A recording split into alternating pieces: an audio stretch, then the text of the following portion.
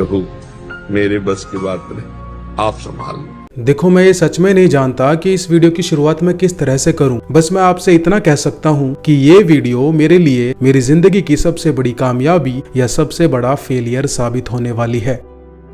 अपनी 100 दिन की नामजप यात्रा को पूरा करने के बाद जब मैंने ये डिसाइड किया कि मैं अब दिल्ली से वृंदावन पैदल जाऊंगा, तो मुझे सच में लगा कि अब मेरी जिंदगी में भी नामजप की वजह से बदलाव आने शुरू हो गए हैं। पर तभी मेरे मन में एक सवाल भी उठा कि क्या इतने दिन तक मैं बाहर रहना मैनेज कर भी पाऊंगा या नहीं। मैं ये बिल्कुल भी नहीं कहता कि मेरे पास इस यात्रा को शुरू करने के लिए भी पैसे नहीं है, पर मैं ये बात भी नहीं कह पाऊंगा कि शायद उन पैसों से मेरी यात्रा पूरी हो जाएगी। मेरी दिल्ली से वृंदावन की पैदल यात्रा लगभग 10 से 12 दिनों की रहने वाली है। मैं ये बात बिल्कुल अच्छे तरीके से जानता हूँ कि ये रास्ता मेरे लिए आसान तो बिल्कुल भी नहीं होने वाला। मेरी तो सच में कोई हैसियत ही नहीं थी इस यात्रा के बारे में सोच तक पाने की। जो कुछ भी मेरे साथ हो रहा है या जो कुछ भी मेरे साथ अभी हुआ है, वो सब का सब नाम जप की वजह से ही है। तो इसलिए मैं ये यात्रा भी सिर्फ और सिर्फ भगवान जी के भरोसे ही कर रहा हूँ। वो कब, कैसे और किन के मन में इस यात्रा के लिए सेवा का भाव जगाते हैं, जिससे मेरी ये यात्रा थोड़ी सी आसान हो सके,